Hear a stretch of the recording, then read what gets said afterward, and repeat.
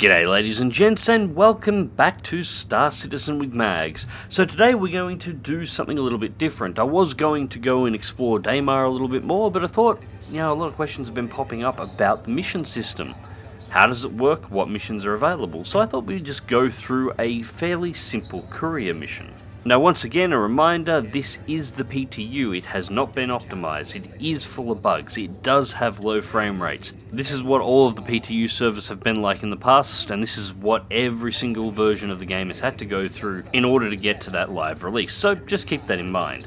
So in order to access the mission system, the first thing we need to do is open up the Mobi Glass. Now the Mobi Glass is our in-game UI. This is where we access our inventory, it's where we manage our money, it's our in-game menu system. It also gives us information on our character and our surrounding environment. So we can see in the top right hand corner we have the external atmosphere, which shows we are at 1 atmosphere, 1 standard atmospheric pressure. Composition is 78% nitrogen, 20% oxygen, 0.93% argon. In the bottom right hand corner we have our suit status showing suit oxygen, O2, EVA, fuel and power levels, as well as how much oxygen we have left. Then we have our vitals showing our heart rate. This is part of the stamina system. Also shows any injuries we have. We had missions or vehicles tracked, that shows up. The money we have, so our personal details, and then we have a bunch of buttons down here at the bottom. Now the little one in the top left hand corner brings up the contract manager, and this is our listings for all our missions. We have a couple of options here. General missions are available to everybody, and they come in a couple of categories, so we've got delivery, investigation, and so on. Now, personal missions come in the same categories, but these have been issued directly to us, and you'll find a lot of illicit missions will pop up in there if you are criminal orientated. So anyways, we have a mission here. This is delivery, ready for pickup, material samples. Need somebody to pick up an order of material samples from their facility on Daymar and take the shipment to, and oops, that wasn't supposed to happen, reselect that. Take it to the shipment at Tram and Miners Mining. Lost in space, rapid transport solutions, lost ship in transit, needs to retrieve a specific crate from the wreckage. So this is picking up a crate from a wrecked ship in space. Missing persons, investigations, not expecting a happy outcome on this one. Looks like somebody lost a starfarer. We got to find the corpse or the body of somebody who was lost. And you can see there's a few options down here. Repair technicians. Yeah, we'll have a look at some of these in the future. For the moment, I think we're going to just do... Yeah, we'll just do a delivery mission. So this delivery ready for pickup is the one we are going to do. Now, so pickup is on Daymar. Trams and Myers Mining is the drop-off, but it doesn't say where Trams and Myers Mining is. I would like to see this spruced up in the mission system just quietly. The contract's available for another 6 hours, 2 minutes and 8 seconds. We'll just accept that one here now. Now, if we go up to the top here to accepted, we can see the mission is now up. We can track it. Go to the facility on Daymar to pick up the cargo. Still not telling us where the drop-off point is, but we will get a navigation point for it later. Alright, and airlock is now cycling.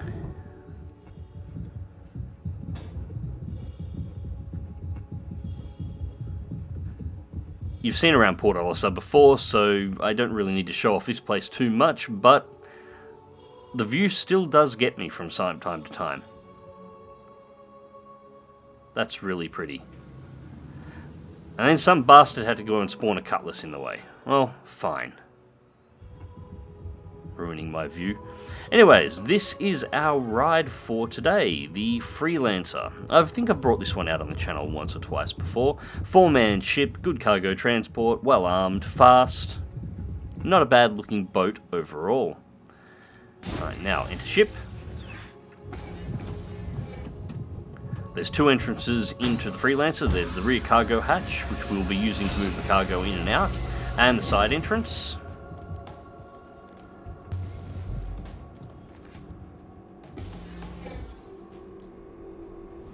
Alright, so power on. And engine on.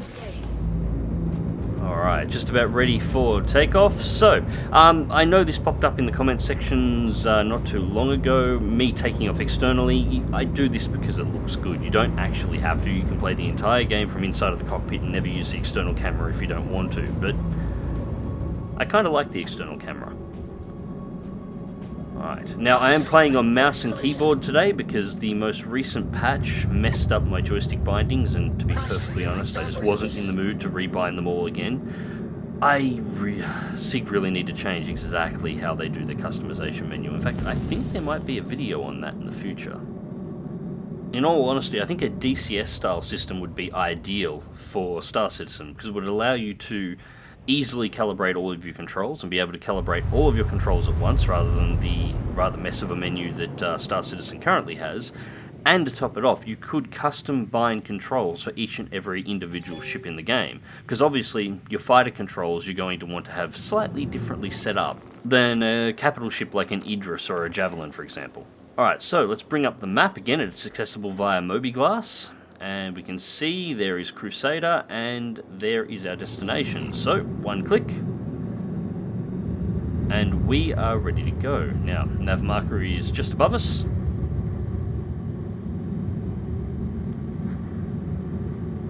I much prefer joystick controls, by the way. Quantum travel engaged. And here we go. It's worth reminding everybody that quantum travel isn't actually a loading screen, it happens in real time. So if two ships were to quantum travel on exactly the same path, from different directions, they would actually hit one another. Quantum travel complete. Okay, so we are now in, well, high orbit, the entry to the gravity well to Daymar. And it's looking... Let's get Mobi Glass up here just to double check, but it's looking like we've got to go a little bit around the planet before we can get to where we want to go. Alright. And yep, there is the point there.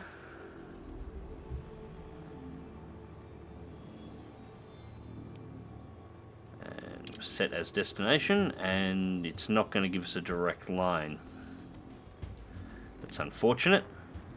Now, there are quantum travel buoys around the moons that you can use to fast travel your way around. I'm just looking here, and yeah, you can see the blue dot off to the left. That one there will take us to almost directly above, but then we'll be descending nearly vertical on the side, and I like to come in a little bit more shallow than that. Helps to avoid the crashes.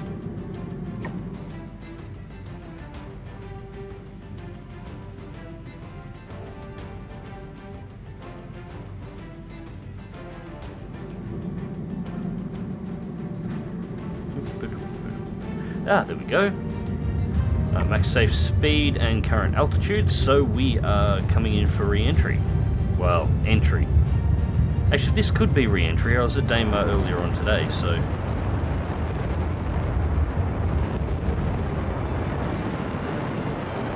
Thermal shockwave, of course, forming around the shields at the front of the Freelancer. Now I could afterburn. At the moment I'm only coming in at 205 meters a second. I could fire up the afterburners here, but it's not particularly fuel efficient to actually do that in the atmosphere of Daymar, and it, from my experience so far, hasn't been... a little bit of a dip there. Hasn't been particularly fuel efficient to do that while in the middle of re-entry. This is the other reason too why I like to come in fairly shallow on approach. Not only does it prevent you from slamming into the ground in a real hurry by directly after burning down, you tend to extend out the re-entry period, and it makes for a nice light show.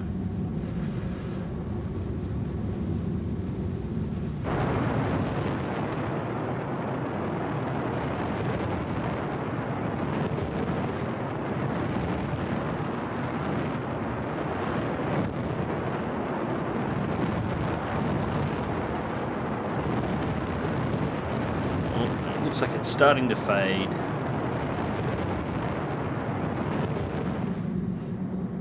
Yeah, almost gone. Beautiful. So we're now deep enough inside of the atmosphere, we can just cruise along. We could be doing over 4,000 meters per second here, although the ship is only capable of doing just over 1,000. And we've still got a little bit of distance to travel, but that's alright. I kind of like just coming in on approach.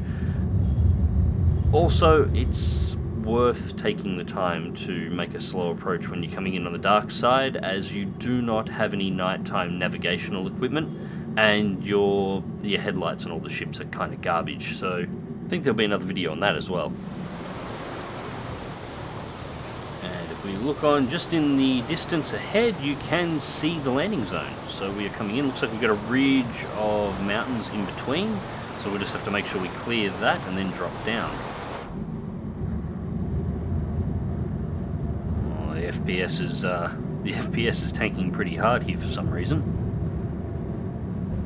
Okay, I think I'll have to report this one to SIG. So yeah, PTU FPS drops. This is pretty normal stuff. Although this seems really bad actually in comparison to normal. I don't normally get it to tank out quite this hard. It could be the amount of effects running in the area, it could be the amount of lighting that's running. Nighttime in these kind of bases with all the weather effects plus the ship and all of its effects running all at once could be causing a bit of an issue. Should be able to drop just here. Just make sure I'm level first.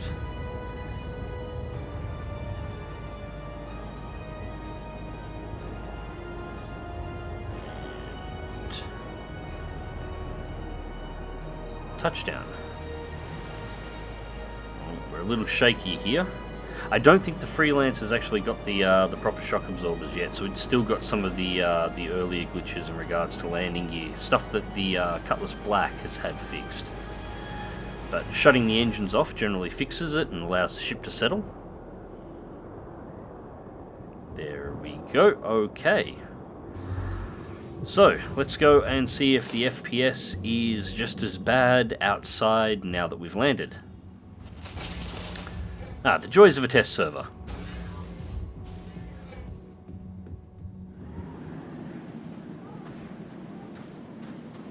Well, the FPS is not great, I can tell you that much right now. It's, yeah, it's pretty janky around here. This is worse than normal, actually. This is probably the worst I've seen FPS at an outpost. I'm not sure if it's something to do with this particular outpost. Anyways, Mobi Glass, just one thing I wanted to show you guys. If you look in the top right hand corner, you'll see that the atmospheric reports have changed. The surface of Daymar is actually at 1.48 atmospheres, so it's half as heavy again as the atmosphere on Earth, and you can see the composition of the atmosphere is quite different. So there is a thick atmosphere here, but it's still not a place you'd like to breathe. Quite a pretty outpost at night time. But again, as I mentioned at the start of this video, this is the joys of a test server. None of the code has been optimized. None of the code has been optimized because when you start optimizing code, it can actually make tracking and locating and fixing bugs quite difficult. Code optimization is the last thing you do. And the base netcode has always been a problem in Star Citizen and isn't due for fix until 3.1. So this is just the way it is for the moment. Quite pretty with Crusader in the background. I do like the looks of these outposts. I really do.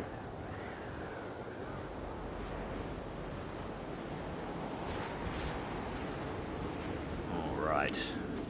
So the FPS is actually that bad here at the moment. I am slightly concerned we may get a crash, which can happen, so I want to get into this outpost, pick up the cargo, and then get the hell out of here as quickly as possible before something bad happens. So anyways, this particular mission, we're picking up a single crate and we're moving to another location. In reality, this kind of a mission probably wouldn't run this way on the full release game. You would probably need to speak to somebody at the front desk, an AI. There's the crate there. Pick two, get the grabby hands to work. Pull the box off the shelf. Okay, so we have a box. And yeah, the box has slipped down into my right hand. It's a known glitch with the boxes that can happen. You can still load it off. I'll show you when we get to the Freelancer. It's simple enough to be able to load it off. But yeah, it's you probably have to speak to somebody at the front desk. They would take you to the crate, and they would probably update you on the destination to actually take the crate to, just to make sure it goes where it needs to. And cycle the airlock. Beautiful.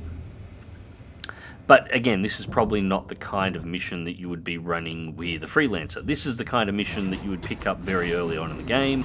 It's likely something that you would do in an Aurora, just being a courier, picking up a single small item, moving it to place. The only way you would probably do a mission like this with a ship like the Freelancer or any of the larger ships in the game is if it was a particularly high value item that you were moving. Whoa, yeah, I think it's time to get the hell out of here now.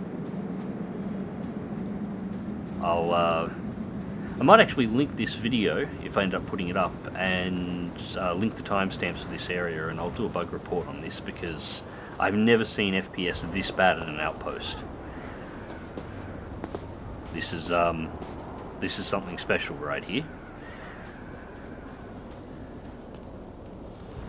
He's on board, and closed door.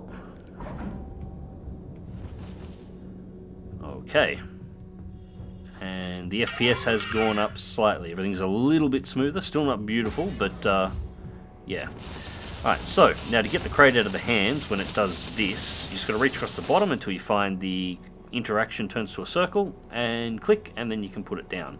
And once we put it on the ground, walk over, put the crate down, and there we go. I'll actually log that one as an animation glitch too, I think. Alright, let's get out of here.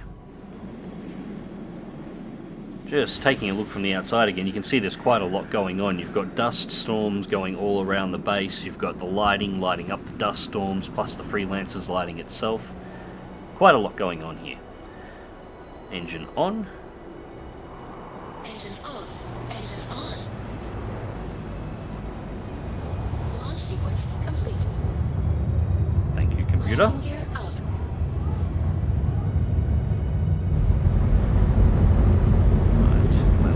Has not gone up because I'm still only doing 50, but I will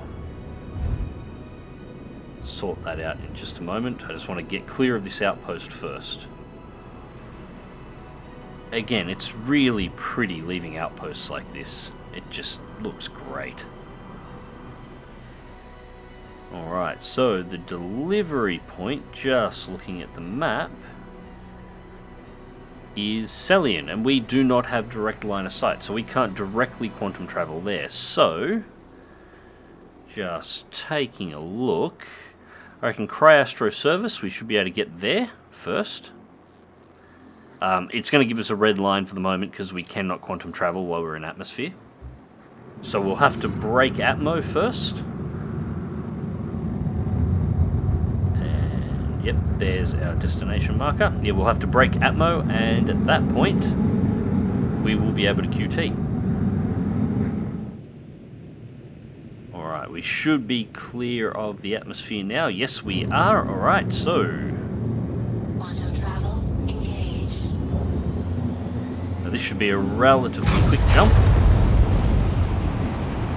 That gets us around Crusader. There's Cryastro, and at this point, Quantum travel complete. bring it around to Celian, and we have to select our destination first, so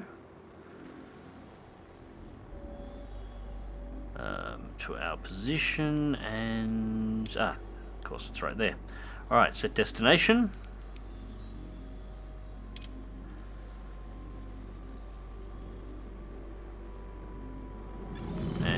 Quantum travel again. Beautiful. Travel engaged. Do love the new quantum travel effects.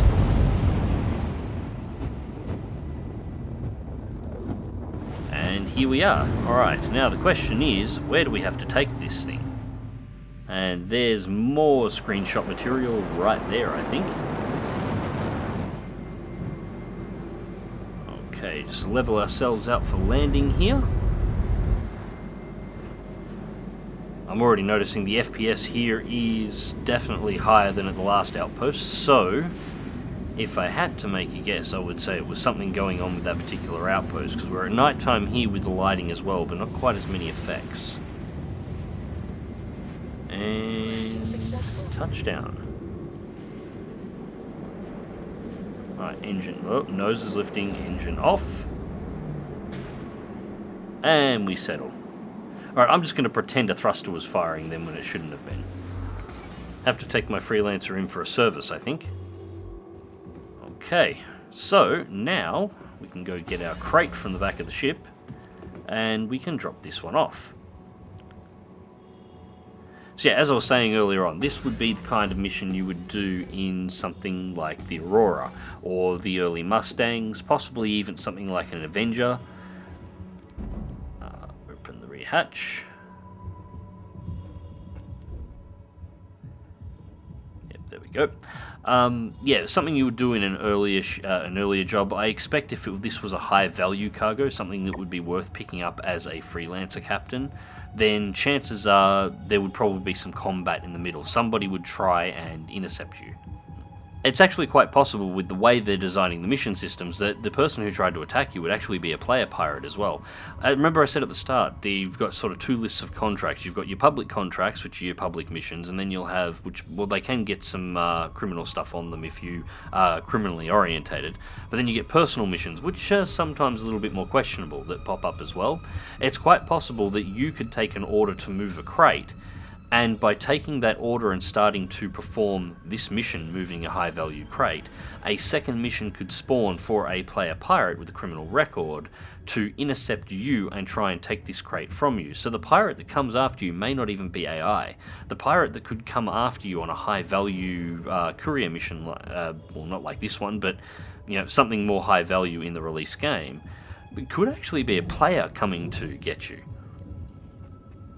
Nice. Airlock, and FPS at this station is much more like what I expect. It's not bad at all. It's no worse than when we were playing in the Freelancer. So yeah, I think there was something going on at that last outpost. I'm definitely going to have to log that as a potential bug.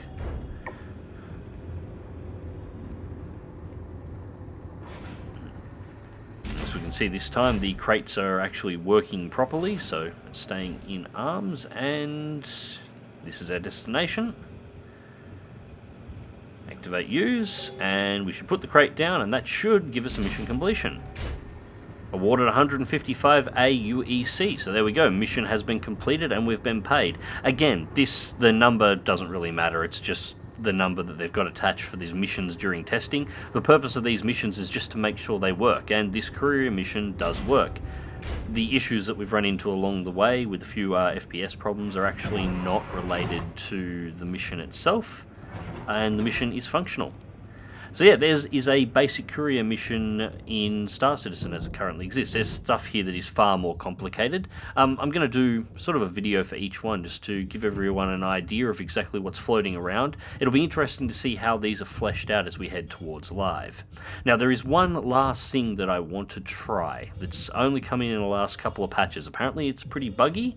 And I won't be able to see the results, or you won't be able to see the results in this video, but I will let you know if it worked in the next one. Recently they have, God, it's a pretty sky here. Recently they've added the ability to log out in beds. Now, if this works correctly, I should be able to log out in the bed of the Freelancer here, shut off the power, and lie down on the bed. And when I log back into Star Citizen on my next session, I should log back in the Freelancer parked exactly where I currently am. Apparently it doesn't always work, but this is the purpose of beds in Star Citizen. This is what they're for, a safe logout point at any location. Okay, so we're just going to quickly jump into the seat so we can actually turn off the power, because we can't access the switch without being in the seat. Power off.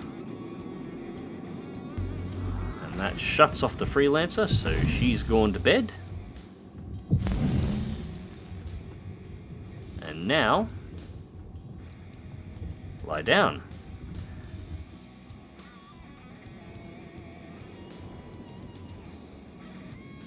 Alright, ladies and gents, I hope you enjoyed the video, and thank you very much for watching. As I said, this is just a brief walkthrough of a single mission as it currently stands in the PTU. These are just the prototypes for the mission system at this point. This is what the PTU is all about, testing them to make sure they work, and I think we can see here, these most certainly do. Anyways, ladies and gents, as always, links to my Star Citizen org and to my sign-up code, referral code, in the video description down below for those that are interested in Star Citizen. Also, links to my Patreon and all of my social media are down there as well. And until next time, remember to click that like button, subscribe if you want to see more, and as always, fly smart, fly safe, and I'll catch you in the skies.